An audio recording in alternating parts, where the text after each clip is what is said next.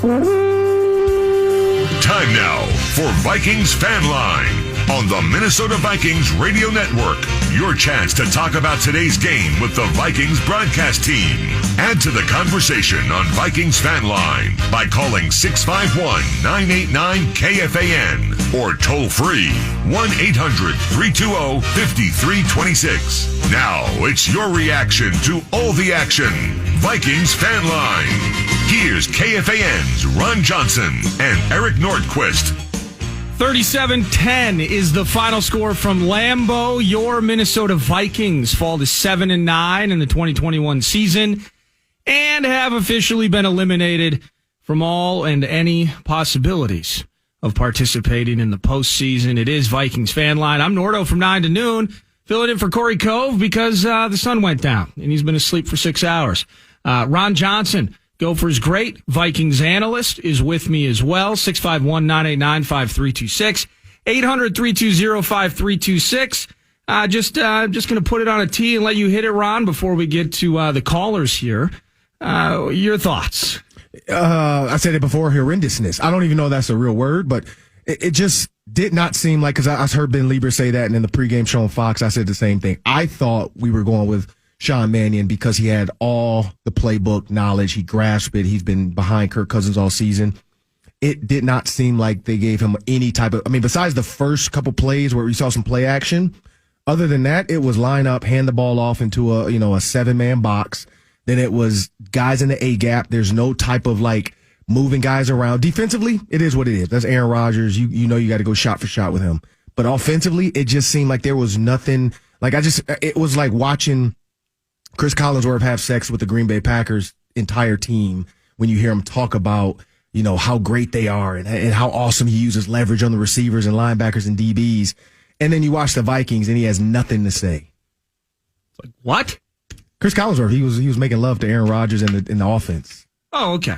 Perfect. Well, here's what I'll say. I do want to get back into the specific to Sean Mannion, no game plan.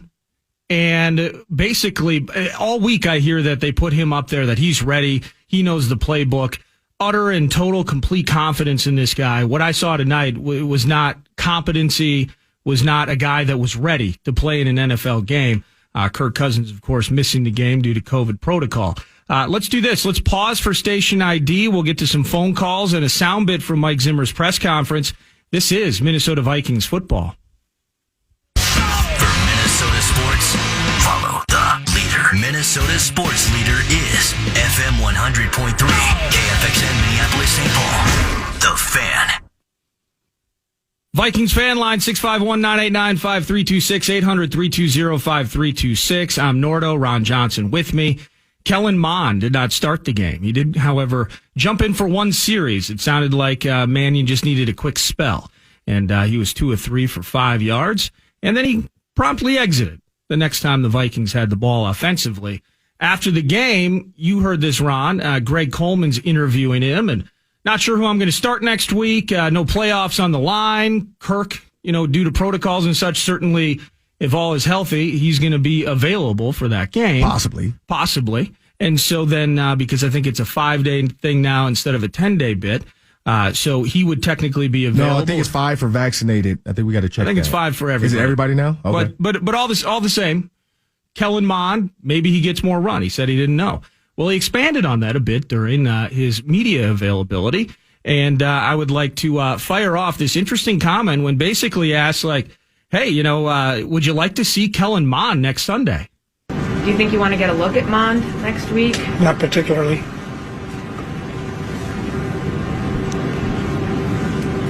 Mike, why don't you want to get a look at him? I see him every day.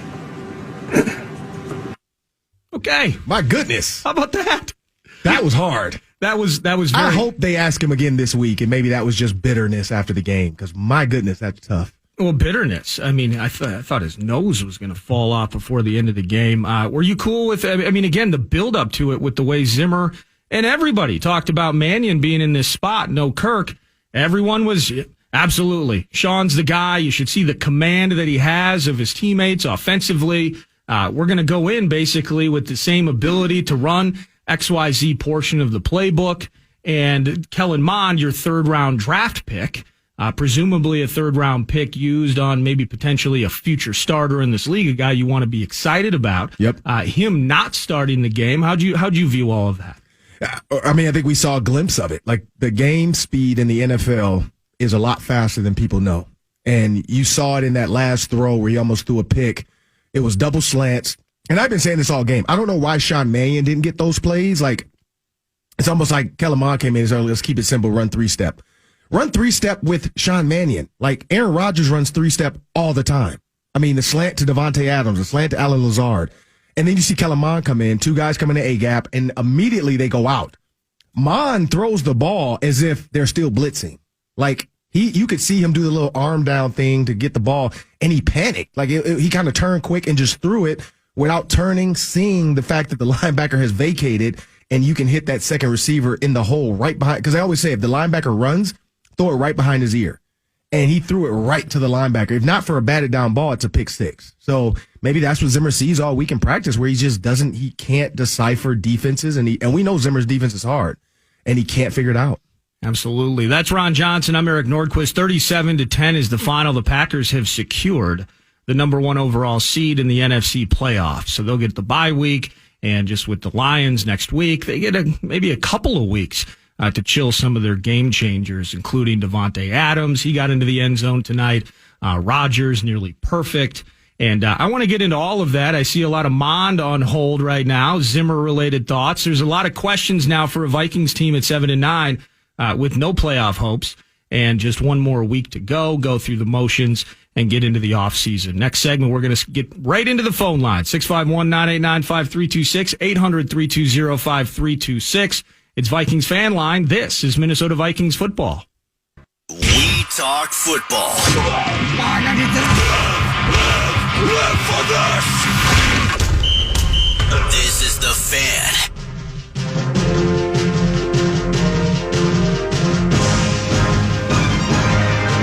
Final play of the third quarter, first down. Mannion throws to the end zone. KJ caught it, and KJ has scored a touchdown.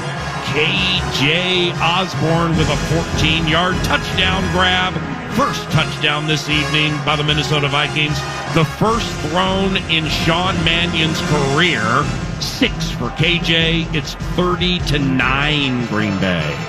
Greg Coleman back in the Vikings locker room with wide receiver KJ Osborne. KJ, not the way that you wanted to this season to end, officially now being knocked out of the playoffs. Give me your thoughts. Obviously, it's disappointing. You know, when you set out for the season, every team goal is to finish a Super Bowl in the hand. But, you know, that's not the outcome. So we'll go home against Chicago and try to finish up strong. I know the game plan coming in was to run the ball, but the difficulty that you guys had in controlling the line of scrimmage and getting a rhythm going, what did Green Bay do to kind of get you out of the mix? You know, we just had to control the time of possession. We just weren't really able to get, you know, things going. You know, they played us in a lot of zone. They were able to get to the quarterback and things like that. But I feel like, you know, we just didn't execute enough on our part. Now, we can talk about X's and O's all night long, but give me your sense of what you have gained and how you have grown as a player and a playmaker through this year. Just more and more, you know, I just wanted to be ready when my opportunity was presented to me. You know, that's going all the way back to OTAs and just try to, you know, be the best player I can for my team. You know, whatever they need me to do, whatever, you know, whatever position, that's what I've tried to do and just try to grow. You know, I've got more opportunities, you know, throughout the year. So, you know, I just want to show my teammates and my coaches that, you know, I can make plays and just continue to grow out the year. How difficult was it not having Kirk Cousins in at quarterback tonight? It was very difficult, you know, as you can expect. You know, that's our leader.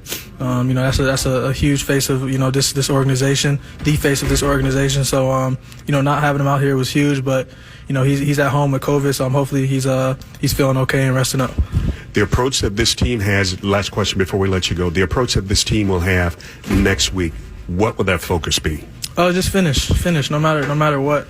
You know, until there's, you know, quadruple zeros on the clock, you just got to finish. You know, we'll go in this week. You know, we'll watch the film just like any other week and go to work and finish strong. KJ, I really enjoyed you this year, man. Really appreciate your time and continued success. God bless you, my friend. God bless you. And appreciate you having me around. I know this is your last year. Appreciate it. That's KJ Osborne, guys. Back to you in the Twin Cities. That's Greg Coleman, KJ Osborne, 3 catches, 50 yards, and that touchdown, the highlight you heard. Leading into that interview with KJ, and he had the reception at 30 yards, which I guess took away the crown that Garrett Bradbury almost got to wear with his 21-yard scramble off the deflection.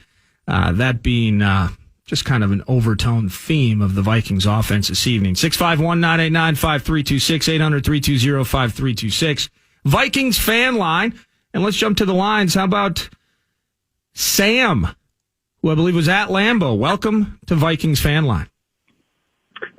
Hey guys, big fans.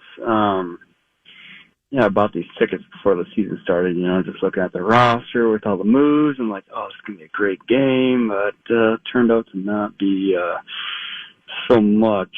I guess first thing, I think I speak for the state of Minnesota is, why not try out Kellen Mond? I mean, we're going to get with Sean Mannion. He's just a slower, not as great version of Kirk Cousins.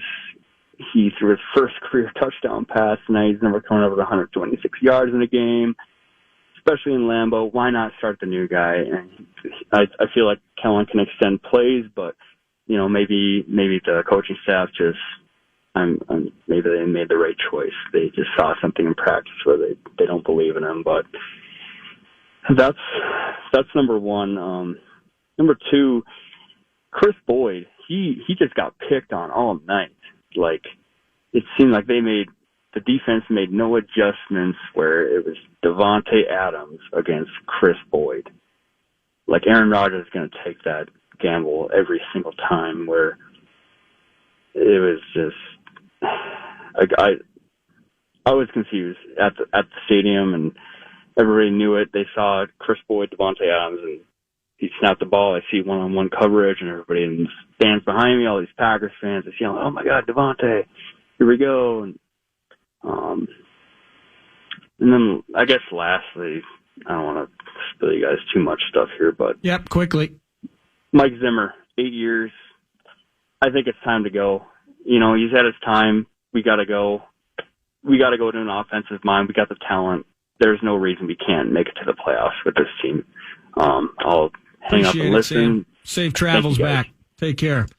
The Chris Boyd thing, we were talking about it during the break, Ron. Chris Boyd, just mostly a disaster out there. So, obviously Kirk missing, that creates the biggest void of anybody at any position on the team.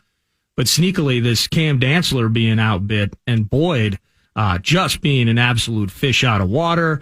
And I guess Patrick Peterson, not the type, and really at this stage of his career, it's not like he's always going to be following a guy, even if it's Davante Adams around on the field. But the Packers, predictably and brilliantly, whether it was matching him up out of the slot, and he was just absolutely roasting Mackenzie Alexander, but then Chris Boyd just didn't look like he had it in him to contest anything. Right.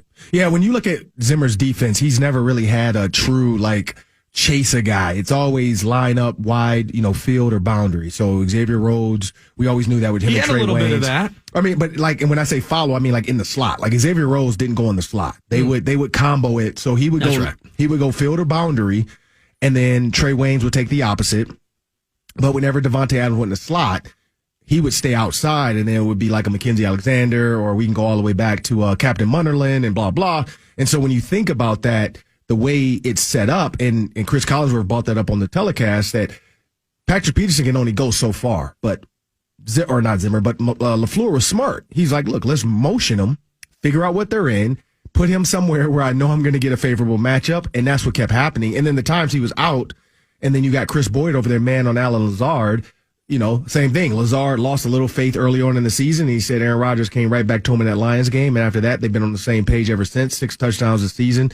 And today it showed again. And Chris Boyd, it wasn't that he was a fish out of water. It was just like he's got to know from film what these receivers do. And Davante Adams, if the ball's coming, he's not going to look for the ball. Like, he's not going to reach for the ball. He's going to wait last minute and then snag it. So he's got to be in his hip pocket. And Coach Gray used to say that all the time. sit in his hip pocket, wait for it till you can feel the ball. Your teammates are yelling ball, like it's the safety or somebody's yelling ball to let you know it's in the air. It's not a fake ball call. So when you hear ball, you got to, don't panic. Just touch his hip and then look back for the ball. And that's what you didn't see. Like, you don't see that. You see kind of a, just running next to him, and all of a sudden, oh, crap, he caught the ball. Alan Lazard, same thing, kind of the push-off. Once he put his arm in his body, he can then go back and put his arm on him because now they're going to say it's chicken fighting. And that's the things that when you play a lot, you get used to that kind of stuff when you're allowed to, like Patrick Peterson grabbing Devontae Adams on the slant. Everybody's like, oh, that should have been a flag. No, Devontae Adams swiped him first. So now the refs are like, all right, I'm letting y'all play this out. And that's what Chris Boyd's got to get better at. But yeah, it was Aaron Rodgers just knew. If I got this man-to-man and Harrison Smith's going to help out with Devontae, I'm going the other way. Shooter in Fargo. Welcome to Fan Line. Hey, how's it going, guys? Good. My number one is Zimmer, but I first want to touch on Spielman. Like, he is the one. If Zimmer doesn't think that Mond is the answer, or even like a second string answer, that Spielman is a total miss, like a third round draft pick, and you took him, and we're going to start a statue of Sean Mannion, who has played 7 years in the league, not throwing a touchdown pass. That is a fireable offense. And then let's piggyback that onto Mike Zimmer. He looks like he doesn't even want to be out there. Like, he has a whiskey nose. He's so cold, and his defense has done nothing this year, and that's what he is known for. But then yet he hires guys like his son and Kubiak, and that offensive game plan, the Cowboys came into not the Metrodome, they came into the U.S. Bank. All right, thanks for chiming in, Shooter.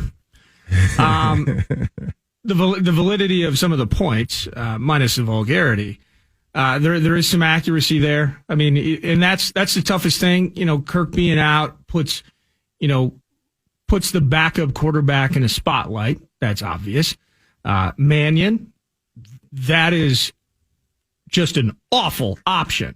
Yeah. But then that tells you what Mond is at this particular stage. Rookie, can't write the guy off completely yet, but certainly not ready to fill a backup role. And the head coach certainly is less than complimentary when the topic is broached with the press. Yeah, I mean, when Mond was coming out, though, people said he was stiff. Like, that was one of the things, like his throwing motion. And I'm not saying his legs, he can run, we know that, but like his upper body, it's almost like his shoulder pads or his jersey is too tight or something. I don't know what, but he just looks stiff. Like, it looks like it's hard to get that shoulder around. And somebody brought this up, and I don't know quarterbacks and how they're taught, but somebody brought up that it was like a quarterback coach issue at Texas A&M, that he was taught this way, and so he has to break out of that. Like, he's been taught to, I don't know if it's keep it high and tight or keep it here or whatever it is. It just looks very robotic at times. Yeah, but I mean, when you look at QB gurus like George Whitfield brought that up when he breaks down all the drafted quarterbacks, and he brought that up about Mond that he had to do that. I forgot what quarterback he worked with. I don't know if it was Kyler Murray or somebody, but he brought that up that he had to work with a quarterback that had a similar stiff motion, and he worked with him all summer.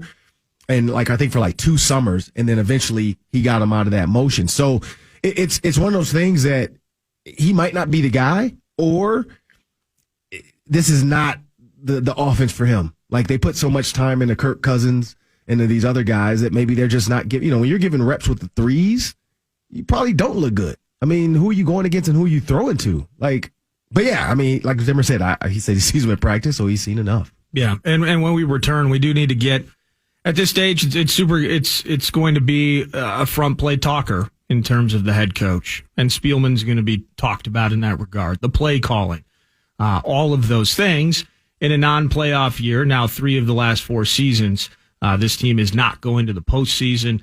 Zimmer about to finish his 8th season as head coach of the Minnesota Vikings. It's been discussed at times throughout the year.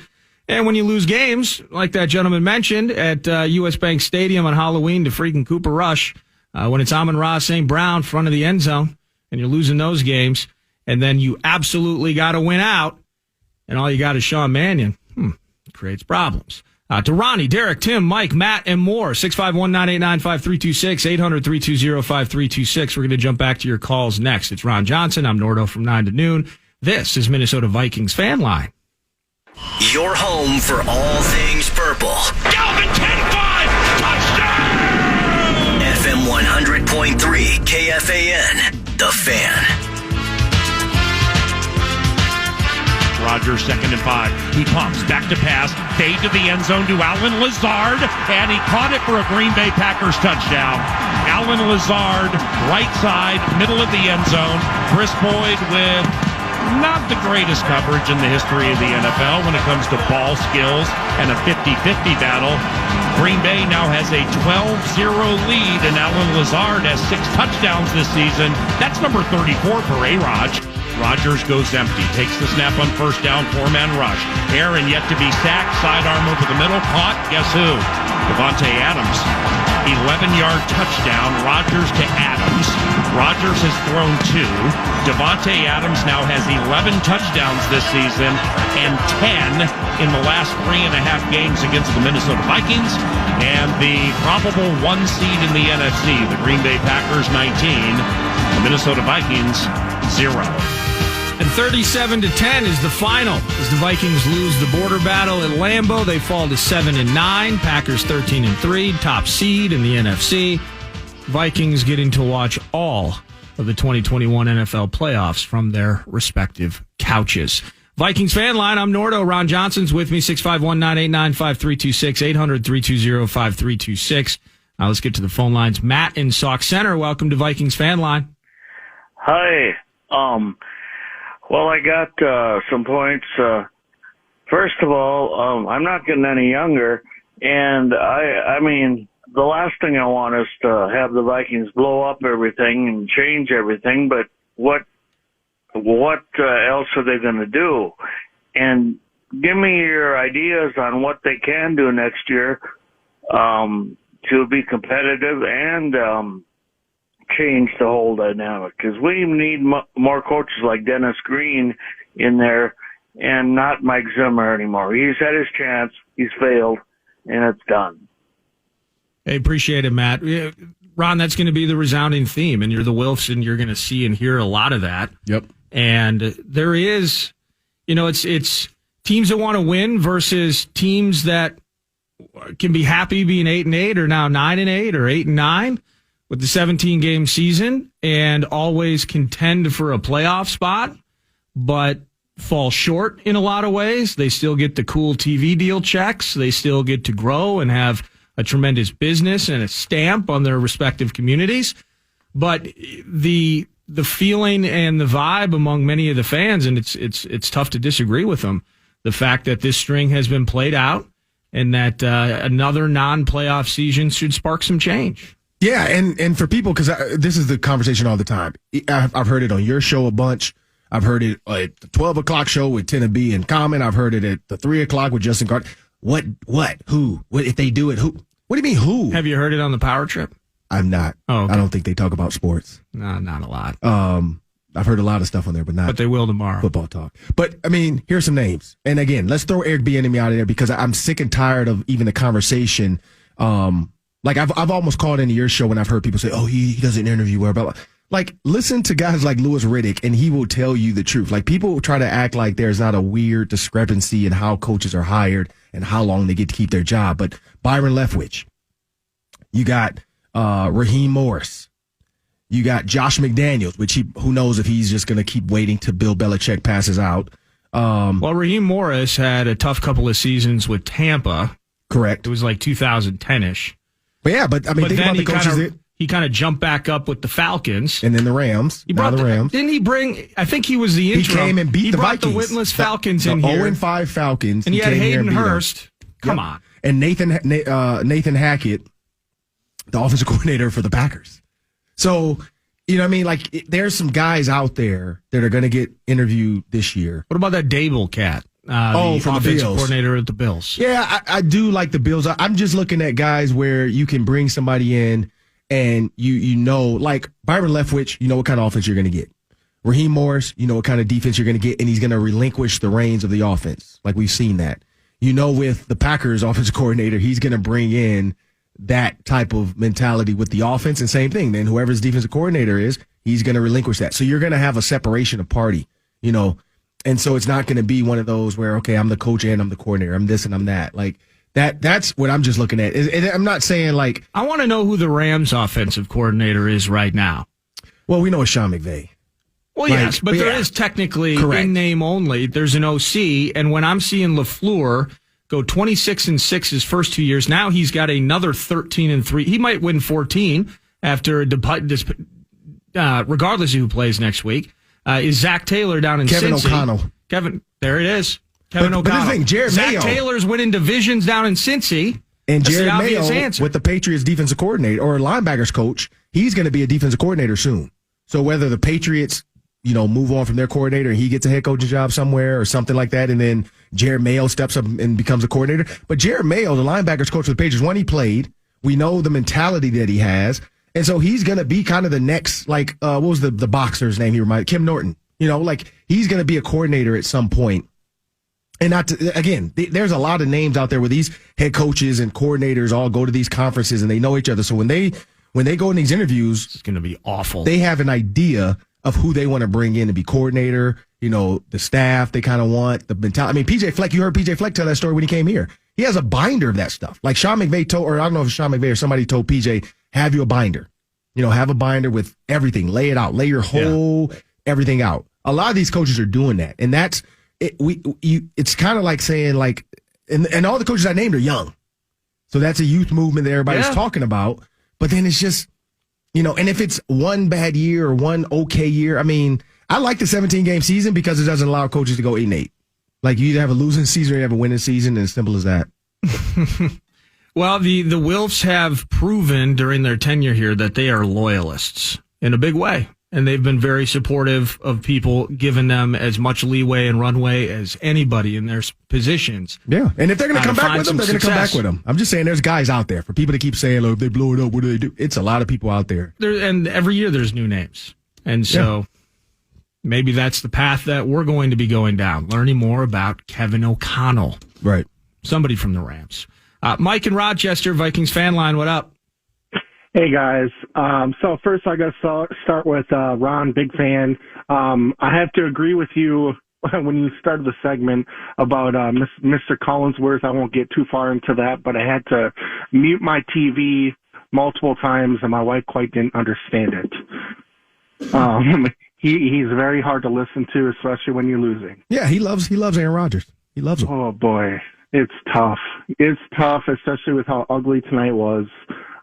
So I'm typically an extremely hopeful, optimistic, glass half full Vikings fan. That's who I am. I root for it no matter what, and I'm still rooting for it. But the last half of the season has been extremely hard, and tonight was kind of a showing of a Kirk Cousins-less Minnesota Vikings, and it was pretty bad.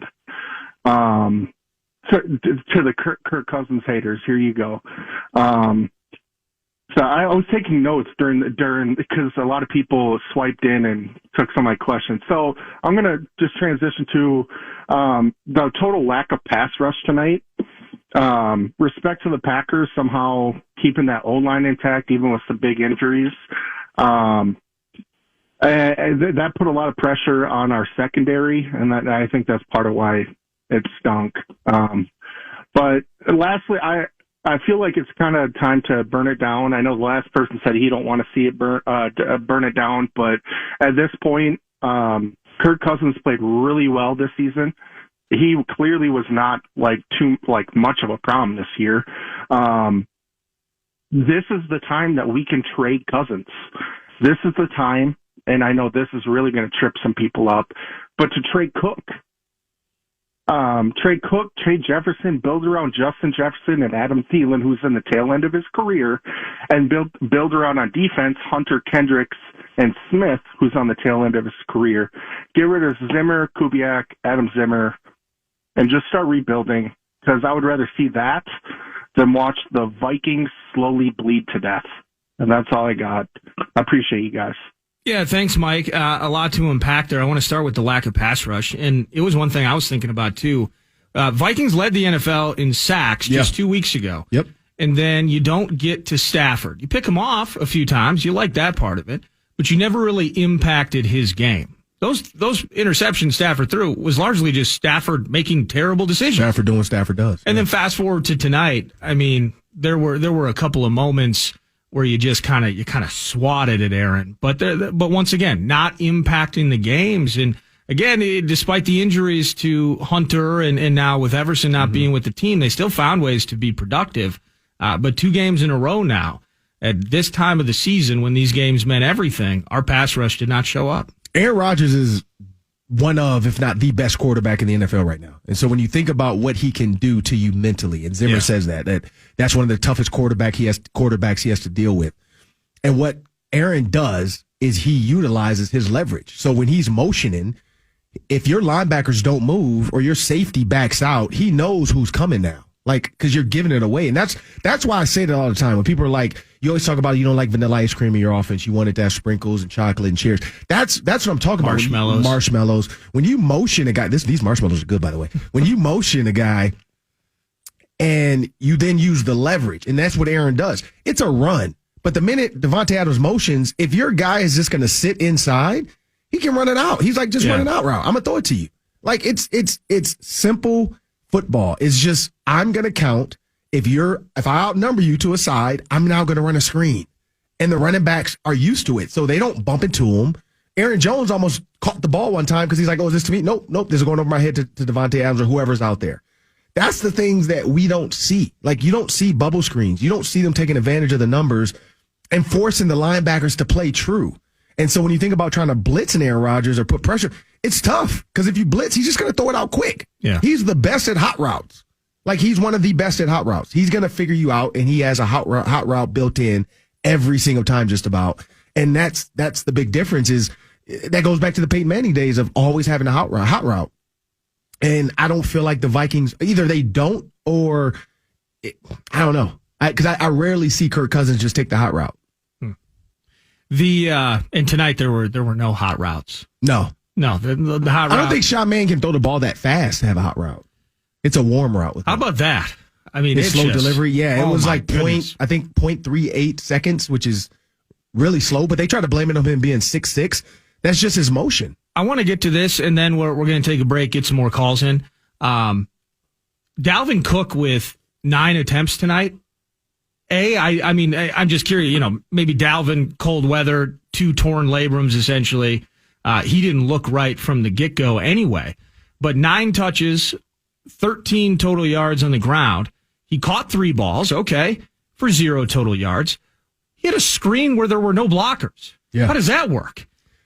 I don't think they should have thrown the screen. He caught the ball, turns around, there's 4 defenders there. Yeah. They knew what was going on. Did we know what was going on? I think somebody messed up. It had to be. Dalvin not being featured, and I heard about it coming in the game. Well, they're just going to stack the box. Okay, they will.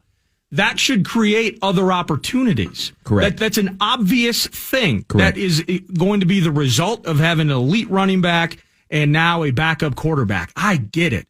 But the inability to just even figure out how to get him the ball the first place, that doesn't even set up the ability to complain that they didn't adjust. Yeah. There was nothing to start with. Well, Collinsworth, they drew up a play to show That's the Packers dreadful. defense. It was cover 2. And the run, they ran the ball. Cleveland got beat. He runs into Bradbury. Ole Udoh and him are double teaming Clark. Clark goes inside, makes the tackle in the backfield on Dalvin. So they're like, well, how do you beat that? Well, 1, it's cover 2. So if you know you're getting cover 2, just run 4 verticals. Like, that's old school football, day 1, 1-on-1, 4 verticals. You send 2 guys out wide on a go. Maybe one has a giant, which is an 18-yard comeback, or an 18-yard sit route because you're in that hole. The other side, you either keep going, so you stretch that front side safety, and then your power side guy, so whether it's the tight end or the slot, every team decides. Usually it's the slot or the tight end with the bender, or the slot, depending on the coach. He bends in. If middle field open, he's going to bend right behind that backer. And then you send your running back, in case the backers get deep, you send your running back right up the middle, and he sits. The Packers did that to the Vikings all day, where the running backs were catching the ball with nobody within 5 yards of them. Yeah. And at no point did we think to stretch I mean, I get it. Kirk Cousins didn't play, but at least if you're going to go down, play. Like, if I'm calling the plays today, I'm going down blazing. I'm going to put Sean Mannion in a position to show everybody I'm calling the plays. They just don't work. I'm not going to hand the ball off on 3rd and 20. Like, I'm not. Yeah. And they did not go out blazing. They went out limping pitifully to the finish line. 37-10 is the final. Vikings now 7-9. They're out of the playoffs. One game, essentially an exhibition between two non-playoff teams, remains next Sunday at noon. The Chicago Bears coming to town. I think they're 6-10 now, and they'll be at U.S. Bank Stadium. And we will continue with your phone calls. Halen? Is that Halen? Derek, Tim, John, Reed, and more. 651-989-5326, 800-320-5326. Your calls. This is Vikings Fan Line, KFAN and the Minnesota Vikings Radio Network. Your home for all things purple. Always hit and he's sacked. FM 100.3, KFAN, The Fan. As Mannion takes the snap on 2nd and 3, loops it over the middle, and it is bouncing in the air and caught by Garrett Bradbury, who plows his way to the 25, 20-15. Go ahead, Garrett Bradbury. A 17-yard piece of serendipity. A bright, shining light in an otherwise awful game taking place at Lambeau Field. Garrett Bradbury pass deflects off of Tyler Conklin right into the hands. And beautiful soft hands catch, by the way, Garrett Bradbury. Yeah. And he rumbles forward for 21 yards. I think the next play was indeed a touchdown. So, looks like Franco Harris. 21-yard reception for Garrett. I don't think that's his first career catch either. He had a 4 or 5-yarder a couple of years ago as well. Fan line, Vikings fan line, 651-989-5326, 800-320-5326. This is the final segment, Vikings fan line, on the Vikings Radio Network before we say goodnight. And you'll catch up with us Sunday morning prior to the Bears game. You'll be able to continue listening via 100.3 FM The Fan or the free iHeartRadio app. Tim from St. Paul, you're with Nordo and Ron Johnson. Welcome to Fan Line. Yeah, thanks for taking my call. I just want to be blunt. I really think it's time for Zimmer to go. I mean, he has the offensive weapons. I think we need to turn this more into an offensive-minded team and get an offensive-minded head coach in here. Now, as far as starting Sean Mannion, I mean, whether we started Sean Mannion or Kellen Mond, I don't think it would have really made a hell of a beans difference. It's just, bad timing. And I'm not going to mention, Kurt not getting his vaccination and all that, but it's just time for a regime change. And I'm not saying burn the thing down, but I'm just saying we gotta start somewhere. Okay, I appreciate it, Tim. It is technically, I mean, if you're going to do it, you are kind of burning it down, right? Because Zimmer is your head coach. He's also set it up where his son is the co-defensive coordinator. New head coach is going to come in, might not want Adam Zimmer to be in that spot, so there's two spots. Offensively, Clint Kubiak, the offensive coordinator, new head coach, may not want Clint calling the plays. Right. So there's three jobs. And you can start doing, some of that addition in terms of the various position coaches. So if you're done with Mike Zimmer after 8 seasons, then burning it down, it's semantics, whatever you want to call it. It's going to be a ton of change. And that's going to be something that it could be potentially tough to stomach, but certainly a lot of fodder into the offseason. John in Wisconsin, welcome to Vikings Fan Line. Yes, hello. Just to touch on a couple of points that were just brought up recently here. Yeah, the Zimmer mentality, his mentality obviously is just to keep the games close. And when we are in all these close games, I mean, everybody knows you're not going to go 10-2 in 12 close games. It's a 50-50 call when you're in these close games. We've seen it for years with him. I think he needs to be more involved also with the play calling.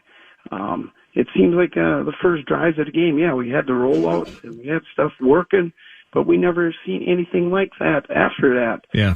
With Justin Jefferson, we were better off just taking our chance, throwing 3 deep balls with him, and with today's penalties, we'd have racked up yards with him getting offensive or defensive pass interference. And the other thing, when the other caller talked about the offensive line being shift with the Packers, well, a lot of that comes back to the quarterback. Aaron Rodgers makes the offensive linemen look good by not getting sacked. Our thing, Sean Mannion, he holds on to the ball, and obviously it makes the linemen look bad. Yeah. Anyway, thanks for taking my call. Appreciate it, my friend. Yeah, he's Sean Mannion's not an NFL caliber quarterback. So that's what we were dealing with tonight. And if you want to do the laws of deduction, if Sean Mannion is not an NFL caliber quarterback, then your third round pick, Kellen Mond, at this particular juncture, might not be. But I do want to say this, though. Kevin Stefanski had Case Keenum, right? Yeah.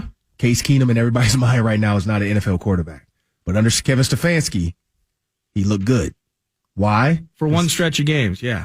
Exactly. But why? Same reason why the Browns for a stretch looked really good, and then all of a sudden it was absolute mayhem and, OBJ and everybody's blaming everybody. But at some point, when coordinators get the play call, you have to be able to see the game for its entirety. And I feel like there's times where, like, you can see Aaron Rodgers sees the whole field. Matt LaFleur is calling it. He sees the whole field. And there's times where their play call, and I think Lieber said this about something about the progressions or whatever. In my opinion, I think he's only seeing half the field. So whether that is Kirk Cousins not being in there or the coordinator not kind of going through the progressions with them all week about this is where you need to look. This is your identifier. If the safety's here, this is where the ball is going. If the guy's here, this is where I want you to go with the ball. But again, they only did 4 verticals once, and that was a touchdown to KJ Osborne. Yeah. You got to give him more opportunities like that. Even with the crossers where he threw the ball behind Justin Jefferson, both crossers came wide open because their linebackers ran into each other, the guys that was covering them. So, and he panicked a little bit, kind of threw it out there. So, again, we had to deal with Sean Mannion for a handful of games, I still don't think he can get it. I don't believe that all of the games would look like this one. I think Case Keenum, just better spot, better particulars. Yeah. There were a lot of things going on in that situation. But if you remember, when Bradford wasn't able to go and Keenum, 5th year from Houston, steps in Pittsburgh, it was a disaster. Yeah, it was. But then it got better. And you just happened, but the difference is... Mannion knew all week. You had one of the best defenses in the last 2 decades to back you up. You had a run game that was working. We didn't have a run game tonight. I'm still miffed at the entire thing. True. Yeah, nine carries. What the plan was. Like, if I could be a fly on a wall and I got Kubiak in there and I got Andrew Janocko who's working with these guys and I got everybody and I'm just listening and I'm just soaking it in, I would love to know what the massive contrast is between what they talked about and what was executed and certainly. And I can say stuff all day because in my head, it sounds right. But I don't understand either, like Justin Jefferson in the backfield.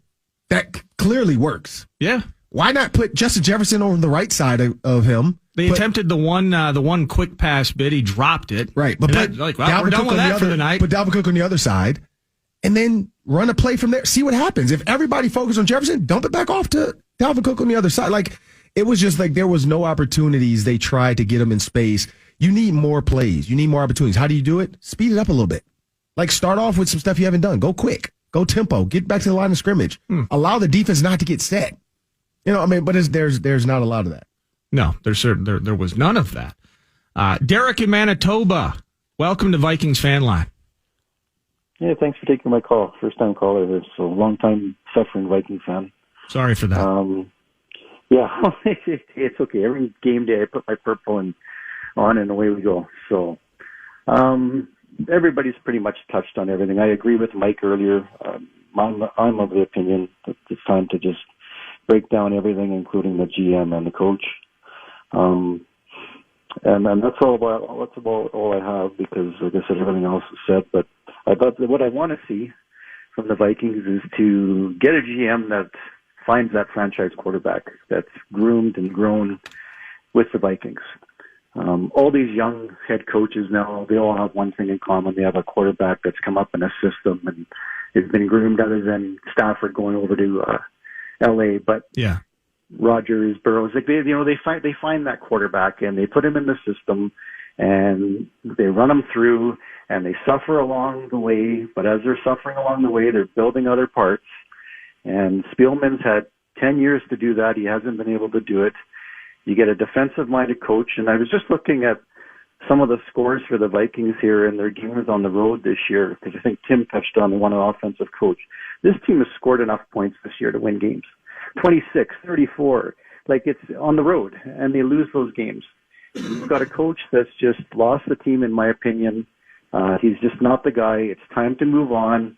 It's time to break it down. It's time to find some young guys and just start grooming them up and keep some of those veteran guys like Thielen in there and character guys that, will bring these guys up. And it's enough of being a team that's going to make the playoffs every other year. It's time to win a Super Bowl. And there's myself, the sheep can't follow that long anymore. It's time to win a Super Bowl. Break it down, get the team, win a Super Bowl. And all these years and I guess what you have to do then is you got to find a coach that can beat the Packers and win the division. But all these years of missing the playoffs and all these other things, it'll go away with a Super Bowl. They can go 2-15 the next 15 years. If they win the Super Bowl the next year, who cares about the 2-15s anymore? Get the guys and get it done. All right, thanks, Derek. Very common sentiment. There's no doubt about it, and that will be. And the GM, Spielman's name is going to come up multiple times here. He drafted Ponder, and he made a decision on the guy we have now, Kellen Mond, in the third round. He's made a ton of terrific selections and done a lot of great things in building rosters here for the Minnesota Vikings. But he will certainly be included in conversations about change as the Vikings enter the offseason. At this point, Ron, what we're going to do, we're going to let the network go. We're going to say good night to the Minnesota Vikings radio network. The next time you hear from us, I will be at 11 a.m. on Sunday morning before the noon boom, the season finale at U.S. Bank Stadium with the Chicago Bears. Just try to sweep the Bears and get out maybe on a positive note. Or if you're of the mind that you want them to lose because you want better draft positioning. That's what we're going to do at this point. You can continue listening to Vikings Fan Line, and all of you on hold, we will be able to get to your calls, 100.3 FM The Fan, and of course the free iHeartRadio app as we continue. Vikings lose 37-10. They are 7-9. They are out of the playoffs. Ron Johnson in here in studio. I'm Nordo from 9 to noon. We'll continue to take your calls next. This has been Vikings Fan Line on KFAN and the Minnesota Vikings Radio Network. A Fan. Vikings Fan Line now continues on FM 100.3 KFAN and the Fan Radio Network. Vikings Fan Line on the Fan is presented by Comcast, Honda, Youngsteads, TimberTech, Carboni's Pizzeria, and by Shift Real Estate. To join in on the conversation on Fan Line, call 651-989-KFAN or 800-320-5326. Now it's your reaction to all the action. Vikings Fan Line. Here's KFAN's Ron Johnson and Eric Nordquist. Welcome. 37-10 is the final score from Lambeau Field. What a disastrous outing that was in primetime. The Vikings lose. They fall to 7-9 on the 2021 season. They've officially been eliminated from playoff contention and now just playing out the schedule. One remains with the Chicago Bears. Packers, meanwhile, and just another ho-hum 13-win season for Matt LaFleur's kids. And they are the number one seed in the NFC playoffs. That's locked in at our expense. Vikings Fan Line, 651-989-5326, 800-320-5326. Ron Johnson is here. I'm Nordo from 9 to noon. And you, hailing from Green Bay, have been on hold. Welcome to Vikings Fan Line.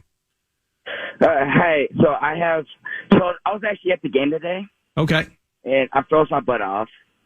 And I have 3 points I would love to get your opinions on. The first one is, why didn't we take at least one deep shot to JJ, especially in the first quarter, when they knew we were going to run the ball? Like, at least give him a chance. Like, I don't care if you throw a pick. Like, just throw the ball up and see what happens. And then my second question is, who are you guys' potential GM and head coach candidates going into the year if Spielman and Zimmer get fired? I'll hang up and do responses. Hey, thank you, my friend. Ron, we've talked about both of those a little bit, but the offensive situation, again, I still don't really understand what they were trying to accomplish. Right. And even during the break leading into this, I was just kind of thinking about it because everyone, hey, if you didn't like what you saw out of Sean Mannion, you should be pointing your finger at Rick Spielman. Right. And fair, I guess that's true. But how many teams in the NFL have a backup QB that could have just rolled into Lambeau tonight and won a game for you? I mean, just all teams, all teams included. The indictment for me comes. What is the problem with that, though? And I thought about it after you said it, because we talked about that during the break. This is week 17, though. I understand that. So, I mean, but that would play into the idea of you'd want the week 17 matters in Kellen Mond's world. It doesn't matter in Sean Mannion's world. True. He's nearly 30 years old. He's not in a stage where he's getting better. He just threw his first career touchdown pass tonight. But Kellen Mond, that's the indictment, is that he's not ready to step in and lose a game at Lambeau tonight. He was ready for 3 plays in which... For Sean Mannion's hand to cramp up. He had a cramp. He just doesn't throw a football this often. Like, my hand hurts, and it's super cold out.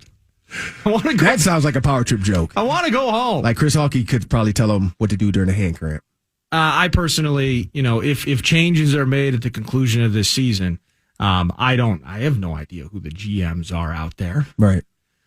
Rick Spielman has been here for a decade and a half. Well, I know Louis Riddick has brought that up, that he wants to get back into the game. Like he's interviewed for jobs. Yeah, absolutely. I think the Eagles and the Jets, man, I'm not sure, but I know Louis Riddick wants to get back into it. So, who knows who? And because people have asked him too, like, who do you bring as head coach? And I know he's tied to the names I said. Brian Leftwich, Bieniemy, Raheem Morris, the guy for the Packers, offensive coordinator guy. Yep, offensive coordinator guy for the Bills too. Leslie Frazier, that's another one of his guys. Yeah. So, I mean, I know Leslie can't come back here, but Leslie's going to get looks again, though. He is. Overall, the way that he's had that Bills defense going. They're doing well. Yeah, and it's an interesting thing, kind of like a to-do list in the offseason. If they do want to go ahead and make those changes, it's one of those things where, okay, so, if Zimmer's not going to return, right, and Spiel, you kind of got to make sure that either you're good with Rick because he's going to be the guy that's selecting a new head coach, correct, or if you make a decision, thank you for a decade and a half of work, but we're going to go a different direction here too. Because as crazy as people try to say the draft, yes, we know this year was awkward with the 3rd round, 4th round, absolutely no production right now. As besides, Kene is doing decent. He's not getting as much usage as he should. Cam Bynum was doing pretty well when he gets a chance.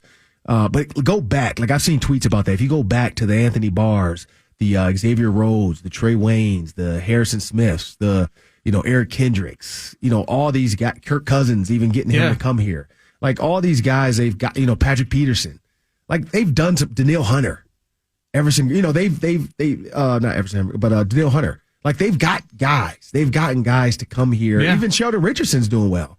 Like I do think, like, if I'm the Wilfs, I'm going to interview Spielman and I'm going to get his thoughts. Does he go down with Zimmer or does he, save his own job and say, hey, this is what my thoughts are. Here's the guys I could possibly interview. Yeah. Because it's going to be the same thing with him. Like who in the world right now from a coaching standpoint, it could be the Packers offensive coordinator guy, but who does Spielman have relationships with? Because that's what this business is about. At the end of the day, it's not like going to be, the manager at a store or, random, like you're going to be GM of Shields. It's not about who interviews the best. It's who do you have a relationship with? And I think that's the key. It's like, this is the relationship business. It absolutely is. The thing with Spielman, where you named a bunch of home runs, and absolutely, again, it's a difficult conversation for me looking at that because he's had a ton of success. And in the end, this team has mostly been built to compete every single year. Correct. We have an opportunity. It feels like that. And that's the problem, though, is like when you're middle of the road, you're either really, really good or you're middle of the road. You're never just like atrocious where you get that top 5 pick. But we've drafted 2 starting defensive ends since 2010. Everson and Danielle Hunter. Correct. And I hope that DJ Wanham, I hope he evolves. And he looks okay at times. He's still up and down, in and out and everywhere. But he's got a chance, so it's good. But overall, the issues that, when you were talking about is when Kendricks misses a game, it's a Cousins to Mannion style drop off. Yeah. And that's a problem. And now when you have all of these injuries, you bring back you had them, it was a nice run, Everson. Best of luck in future endeavors. You bring him back. Because even Devondre because Campbell. things are so bad. Like Devondre Campbell on the street. Yeah, how about that? How do you not take a run at him? Because people keep saying, like, oh, he's a this kind of linebacker. Like, he's an outside linebacker. Kid is 6'4". And he's worked 6'5". really well in that system over there. He's having a great year. They play 2 inside backers. He plays the Mo, not the Mike, which is basically an outside backer because the strong side outside backer to his side is rushing the quarterback every time. Yeah. So he's still an outside linebacker. Like him, Kendricks, and Barr could have been the 3 linebackers. Absolutely. With Nick Vigil picked up, but as the backup. And you bring in Kirk Cousins because you have had trouble. Correct. Identifying a quarterback in the draft. You bring in defensive tackles via free agency. Linval was a home run. Yep. Jury's out on Dalvin Tomlinson, in my opinion, and Michael Pierce can't get on the field. And then that was after, we didn't get to see him last year because he opted out. Yeah. And so, the jury's still out there, but, free agent, we've seen the home runs. We see where the holes are. No need to even broach the topic of the offensive line over the long term. I was going to say something about that. Last year, did they even have anybody on the COVID list? Yeah, I don't remember. I don't feel like they did. I don't feel like there was games where guys were out with COVID for the Vikings. That's a great question. Because, you know what I mean? Like the last 2 years have really ruined my... Like this year, yes, we know. My memory. But last year, I don't feel like there were. And maybe, of course, the Twitter world, fans out there, do your deal and tweet me, 3Ron Johnson on Twitter. And if you have some people last year that were out for COVID. But I don't remember guys out last year. So for Dalvin Tomlinson to miss like that,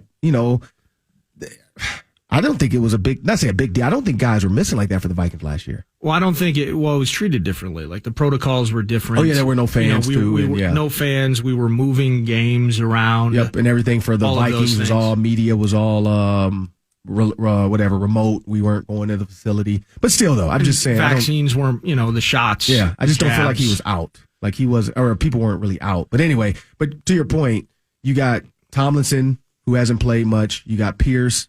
They haven't played together, 3 games, I think, together? Maybe. You got Everson, who was there, but then he's out. You got Danielle Hunter, who, 6 games? He led the team in sacks. Yeah, week 7 or 8, he was gone, yeah. So, you got Harrison Smith and out with COVID. You got Patrick Peterson, then Cam Dantzler getting hurt. I mean, it's just been a hodgepodge where the defense was supposed to be the reason why this team was good. And it's been the offense having to get in shootout. It's been a significant liability. Yeah. But again, I'm going back to the innovation of, and I tweeted this and people can say I'm dumb. I literally think you put Alvin Thielen, you put Adam Thielen in the Rams offense, I feel like he would, and not now, like Adam Thielen maybe 2 or 3 years ago, he has the same success as Cooper Kupp because they utilize Cooper Kupp in that offense. It's innovative. They move guys around, they motion, they stretch the field a ton. Like they send guys deep a ton. They have overs, crosses.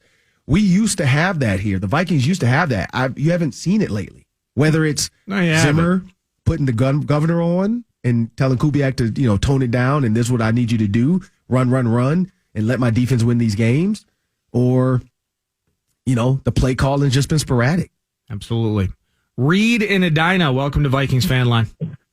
Hi, so I'm a 15-year-old and I'm on my way home from Lambeau Field, and I've always been like a huge Vikings fan, and I've loved the team, and coming home from Lambeau and just the energy that's been there, and I've just thought it was really cool there, and I just have never experienced that much joy as a Vikings fan. I'm just wondering, why should I continue to be a Vikings fan and not switch over to Green Bay? Yeah, it's the wrong day to ask that one, Reed. That's a great call. Safe travels back from Lambeau. Support your hometown. I hope he's not driving. He's 15. No, he'll be fine, Brown. He'll be fine. There's a lot of things that 15-year-olds can do with their parents in Wisconsin that they don't do here in Minnesota. True. It's a different land over there. This is Minnesota Vikings Fan Line, 651-989-5326, 800-320-5326. After tonight's game, I don't have a great answer for Reed. 7-9 team, not going to the playoffs. 1 game remains.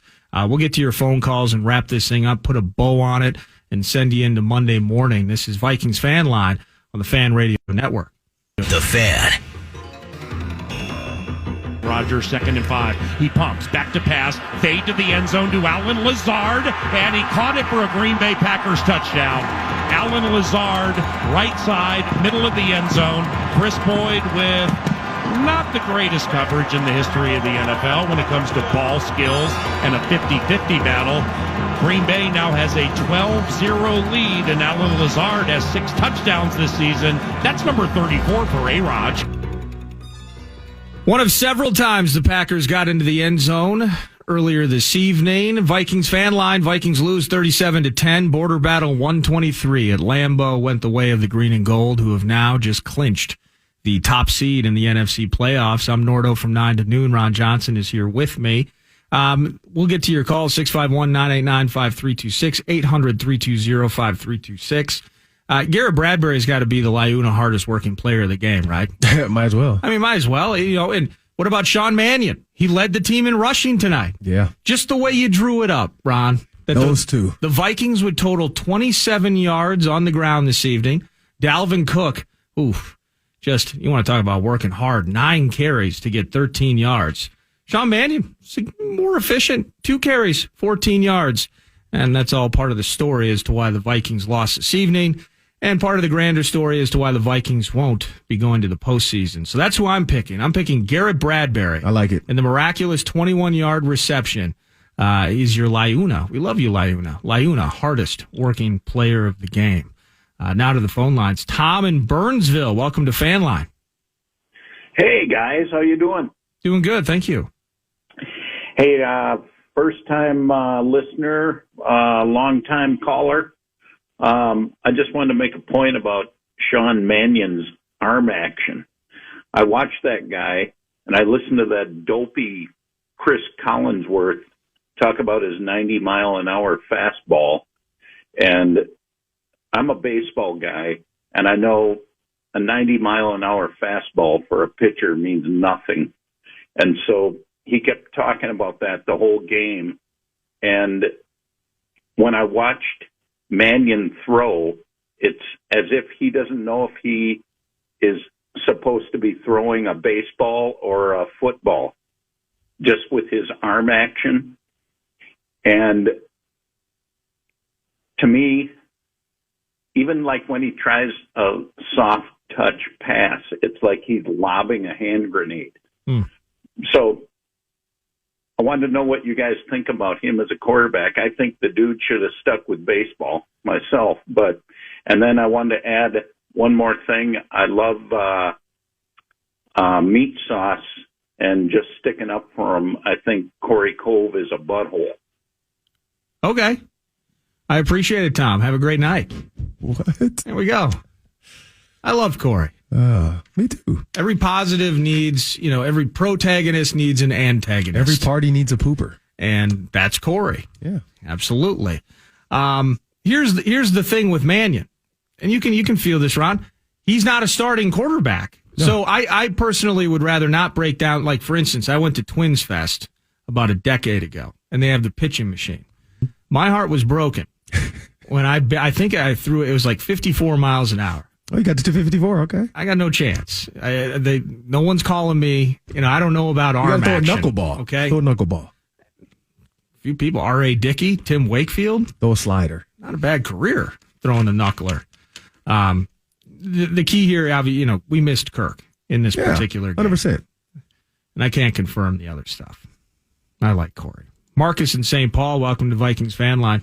Hey, thanks for taking my call. Happy New Year, guys. I think we have a few problems here. First of all, Zimmer is too hard-headed. He came in with all these experienced coordinators for the offense, and then he's like, he doesn't trust them. Then he wants a young kid like Kubiak. He don't have experience, so he's not even letting Kubiak grow. He's too overbearing.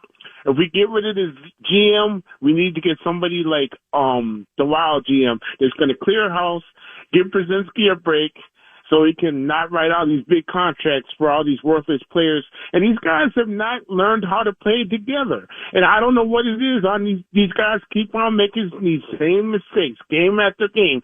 How come they haven't caught on and learned how to do better?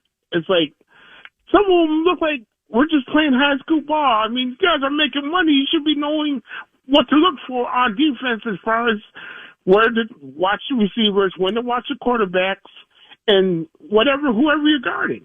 And it's like, when can this? I'm getting tired of having pretenders as a Minnesota team. We want contenders. You look at all the top teams; they're consistent in everything that they do. Even in college, they move the ball up and down. It's not just we got to run the ball on first down. It's second or third down and long. We're still running. We need somebody that's going to open up the field and throw downfield and try to make plays.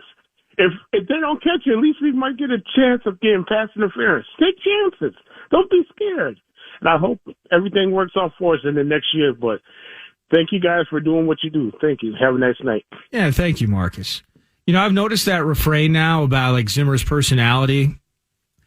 Didn't we like that about him at one point? Didn't we like that he was a hard nosed? Didn't we? It was Zim being Zim. Yeah, he being was tough on the guys. He was short. He spoke with pure, just guttural angst. It works when about you're winning, everything. But that's the key. It works when you're winning. You can do anything when you win.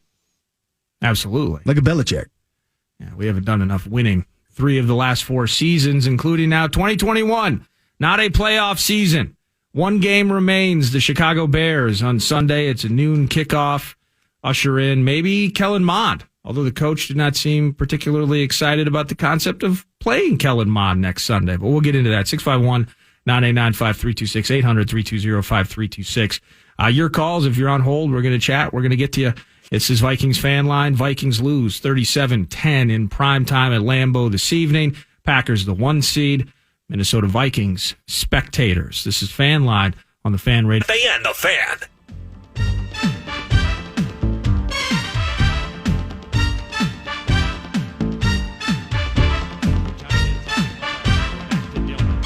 Goes up the middle, and he runs for a first down to the 2, to the 1, into the end zone, touchdown Green Bay Packers. A.J. Dillon with his 6th touchdown this season, 4 by land, and the Green Bay Packers have a 26-3 lead. They got ugly early. Welcome back, Vikings Fan Line. A couple of segments to go. I'm Nordo from 9 to noon, and I'm sure we'll be taking your calls and broaching some of these topics in the morning again. Ron Johnson, you see him on Fox 9. You hear him on the Fan. He does Fan Line here. One of the Gopher greats, analyzes Vikings football. He's in studio at 3 Ron Johnson via Twitter. And let's hop back to the phone lines here, 651-989-5326. How about Jeff from Stewart? Welcome to Vikings Fan Line. Hey, thank you for taking my call. I know this is kind of a pie-in-the-sky idea, but maybe I can speak it into existence here. I like Zimmer, but he's had 8 years. And what I would really like to see the Vikings do, and I think it would cost a lot of money, is make Tony Dungy GM and just let him do whatever he wants with the team, and I think he'd turn it around, just like he did with a couple different franchises as a coach. Okay, I appreciate it, Jeff. Tony Dungy, have a great night. Yeah, you know, it's not like he's told you every thought and feeling he's ever had in life, but you know, you connected with Dungy not only through your family and your father, the relationship you've had with Tony for years, just on and off football and life with Tony, but your thoughts on Tony Dungy being the GM? How about that? I mean, if he wanted to do it, I'm pretty sure I would be on board for it because, well, of course, you try to get I'd try to go back and be the coach again. Yeah. Absolutely. You know, but when you think about that, I think somebody brought it up with the PJ Fleck hire when they were looking for coaches then, and somebody asked, I think they asked him. In college is different than pros, but I think the term he used was, I have a nice cushy job with NBC. I'm not asked to do a ton. I get paid a decent wage, and I don't have any pressure. So he's kind of living a stress-free. Yeah. I mean, other than, I think, 11 kids now? Like, other than that, hold on. He's like. Dungy has 11 kids? Oh, yeah. Yeah. They've adopted. I think he told me, what did he just tell me? He told me it's awesome. They said like 9 in the house because Justin came back. Tierra was back helping out for a little bit. Yeah, I think it's like 9 in the house or something. Yeah, they continue. I mean, not to go, this is not the Tony Dungy fan line, but yeah, they're a godsend to a lot of kids because they continue to adopt and they continue to try to, help kids out that, need a home. Absolutely. And they don't do it as like a short term. Like, these are their kids. They adopt them and it's theirs. It's not like there's not a group home or something. And that's the key for me because I've seen the other side of that where it's like a group. Yeah, it's you're like just an in and out. Guest. Yeah, no, that sucks. No, they're you going adopt these kids. They're yours. You love them. Yep. That's sweet. Yep. Richard in Minneapolis, welcome to Vikings Fan Line. Hey, guys, how you doing? Very well, thank you. I haven't called in a long time. Welcome back. I just got a comment on the coaching. It's pretty obvious that Zimmer and Spielman are going to get fired at the end of the year.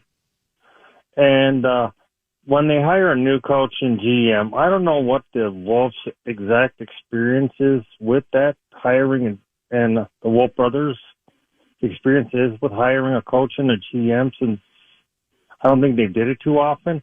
But I don't think it would hurt to bring in somebody outside that can kind of help guide through the process, because it sounds like nowadays teams are really are interviewing a lot of candidates for these positions and help sift through who might be the ideal fit for the Vikings, because the Vikings really aren't a bad team. I mean, look at how many close games did they have. Maybe some different coaching decisions. Yeah. Maybe players on the field, and they win some of these close games. No, absolutely. And especially with Green Bay, with the situation with Green Bay and Rodgers maybe leaving Green Bay, I would probably say Minnesota then becomes the front runner to win the NFC North next year. I'm gonna quit talking and let you guys respond. No, I appreciate it, Richard. Corn Ferry, what's going on? Help us out. I mean, for the duration of their time, they elevate Spielman in 2011. Yep. I know the first draft, I think, was a 2011 draft. It was a Ponder draft. That was the first time that he was intricately involved in the selections. But then it would be GM and it would be Spielman kind of explaining his thoughts in terms of the routes that he wanted to go. Yep. Chili gets fired. It is Leslie Frazier filling, or was it Leslie that filled in? Yeah. In 2010. Yep. And then he carried through into 2011. Yeah, because Tony's story, Tony Dungy had wrote a letter of recommendation for me to Brad Childress. Brad Childress never used it. It was on his desk underneath something. Tough conversation. When Leslie Frazier took over. Did it have like coffee rings on the note? I don't know. I got a call though, like a random call out of the blue from the Minnesota Vikings one day. So I just answered. I'm like, it's the Vikings. Let me answer this. And I answered the phone, and it's Leslie Frazier. Oh, cool. And he's like, hey, blah, blah. We have like a 15-minute conversation. He's like, yeah, I got a letter here from a good friend of mine, Tony Dungy. He told me that, you might be interested in coaching. And this was, I think it was like 2013, I think, or 2012. 11. Was that 11? What year was that Childress got fired? 2010. 10. So, it would have been that 10, 11 when he called me. Well, and you were doing the internship with the Colts around that time, right? I had just left in 09, 10. Okay. Yeah. So I had just left. Dungy gave me a letter of recommendation, blah, blah. And, but yeah, then Leslie Frazier got the head coaching job, and he ended up asking me one day, did I want to, was I serious about being a coach? And honestly, at that time, I wasn't anymore. Like, I just did not know if I wanted to do it. And so I never really followed up with him. I'm glad I didn't, but, and then 3 years later, I did the Big Ten Network that year, but then a couple years later, Fox ends up signing with the Vikings, and Chad Abbott calls me, and blah, blah, and here we are. Storybook ending. I know. And actually, it hasn't ended. Midnight on January 3rd. No, it's definitely not over There's yet. a lot more left to the story. Yeah. I'm only 41. There is not a lot left to the story of the 2021 Minnesota Vikings season. 37-10. They just got flat out embarrassed, outplayed, and the quarterback situation certainly didn't help, with Sean Mannion looking completely ill-prepared, and the antithesis of all of the praise we heard all week about how competent in the book he was. It was just, guys are still tweeting that. Courtney Cronin just tweeted that Tyler Conklin said that as far as Kellen Mond, and he said, no, we had all the faith in Sean because we know he knows this playbook.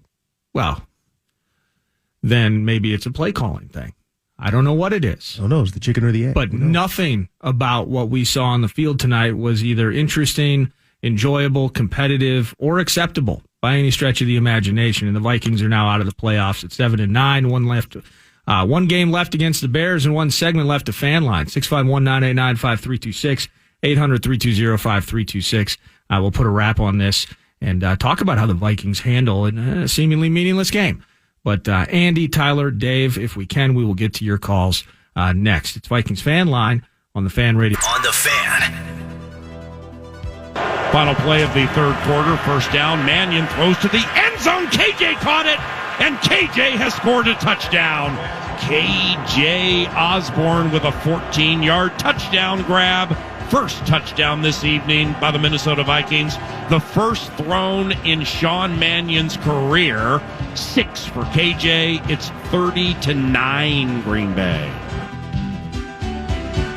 Congratulations, Sean Mannion. At age 29, he threw his first NFL touchdown. 22 of 36, $189 in that score. No picks. Can't hate on that. You can hate on the final score line. 37-10 is the final score.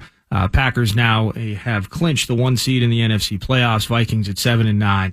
They're going to be watching from home. Vikings fan line, Nordo from 9 to noon here. Ron Johnson. It is indeed the final segment. Let's grab a phone call or two here before we bug out. Tyler in Fargo. Welcome to Vikings fan line. I knew it was going to happen. How's it going, guys? Good. What's up, man? Not bad. Hey, I got a quick thing for you. So, since John Madden died, I got a quick thing for you. Can I do a John Madden impression? You're kind of, I'm having trouble hearing you, so I appreciate you hanging on hold. And don't get me wrong, rest in peace, John Madden. Love John Madden. He has it on speakerphone or something. But the speakerphone thing, it isn't working. Let me get to this, Ron. I know what the coach, we heard the coach say, you're going to get a better look at Kellen Mond this Sunday against the Bears? Not particularly. Well, why don't you want to get a better look at him? Because I see him every day. I mean, that's just burying one of your players. I mean, that's awful. Imagine telling your wife that. Like, is that go on a date? Nah, not really. I see you every day. Yeah, then she's not. It's not going to work out for you. No, it's not. It's never going to work out. But what would you do? You want to put Mond in that spot, right? Like, I think you give him the draft 1 reps him in all the third week. round. You might as. You're not going to the playoffs. So what's the worst that can happen? You can win a game and he can get better. That's the worst that can happen. Yeah, lose the game doesn't matter. He can look absolutely terrible, and then going into training camp next year, you're probably cutting him. Yeah, absolutely. I want to see him. I don't see him every day, Mike. So I would like to see Kellen. Dave and Hibbing, welcome to Vikings Fan Line. Hey, gents. Great show. I called a few years ago. I talked to Sauce. I'm still smart. So want to talk about 4 things quick. Miracle in 2018. I was at it. Awesome. Great reason to still be a fan to that kid in Green Bay who's 15. We have those moments too. I think Zimmer lost team after that when he went to Philadelphia and got whooped. Kellen Moore, next coach. Spielman, think he's good. I think he's trying to outsmart other GMs, but you got to take the best you can find. All teams are pro teams scouting now. Lastly, trade Cousins, where, and 2022 is Mon time. Let's go. I'll hang up and listen. Thank you. Oh my goodness. Appreciate it, Dave. What are your thoughts? That's something I've heard that a couple of times tonight, and kind of the idea is you have 2 options here, and part of that, all of this is married together right now, Ron, because the GM and the head coach may have a Kirk opinion, and that opinion might be we don't want to extend him just to knock his cap number down, right, and roll with him long term. So the idea of trading him, but then so far we still haven't seen Kellen Mond do anything in a Vikings uniform. So how do you so many of these decisions feel terrible. There's no obvious answer to it, and this is going to be the contract as it sits right now, final year of Kirk's deal.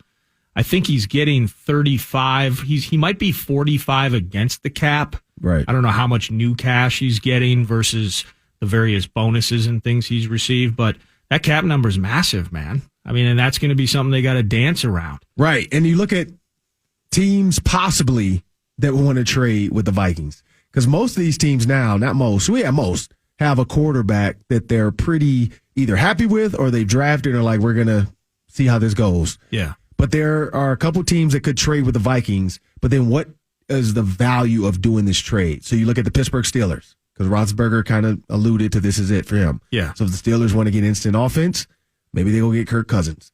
Then you look at the Detroit Lions. Are they really sold on Jared Goff? It doesn't seem like it. So do you just do a straight up trade for trade? You get Goff here, give them Kirk Cousins, you got less of a cap hit, see what you got there. Let them come into training camp and compete. You go out and draft some other guys. You got the Carolina Panthers. They are definitely moving on from Cam Newton. So they're Sam looking Darnold's for not. And Sam Darnold's not the guy. So they're looking for a quarterback. You got the Denver Broncos, somebody you know, George Payton. You know, they're looking for a quarterback because Teddy's not the answer there. Yeah. And Drew Lock's not the answer. Do you bring Teddy in here to be the backup? I've heard people bring that up. Probably not. No offense, I'm past Teddy. Right, but I know people have brought that up. So, and then the Houston Texans. That's another team looking for a quarterback, and they have some draft picks because they are terrible. Yeah. So they could give you a first that you're looking for. The Giants was one, but they've kind of said they're bringing Judge back, and they're going with Daniel Jones for another year. So I don't see that. Unless you think Daniel Jones could be the guy here, I just don't think you want a first-round pick quarterback here that hasn't really shown he can do anything. But also the Giants don't have the weapons that the Vikings have or the run game. So those are some teams right there you could trade Kirk Cousins. Another one's the 49ers, but we know they're not doing it because of Trey Lance. They don't want Kirk Cousins for Jimmy Garoppolo, so it's not worth it. Or do you trade Kirk for, Trey Lance and then they get rid of Garoppolo? Not going to happen.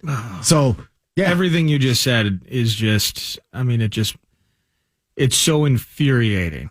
Of all the options? Given the season, how everything rolled out. Yeah. We got one game left. Maybe we'll see Mond. Maybe we won't. Maybe we shouldn't see Zimmer Mond. doesn't want us to see him. He doesn't want to see him. Yeah. So he sees him enough at practice. We're talking about practice. Thank you for what you do. Practice. And I'm looking forward to the season finale and getting your opinions on that. We're talking about practice. But it's here. Now these are the things that we have to talk about. How many fans are going to be in the stands Sunday? That's the question. I don't know. It's, get people to drink beer, watch. True. Yeah. Come to Vikings Game Day Live. We're going to give away T-shirts. It's an exhibition. Come in early. Is what it is. That technically counts. 9:30 to 11 a.m. at the stadium. Verizon Gate entrance. We'll be giving away something. Thanks for what you do, man. That's Ron. Will take his shirt off.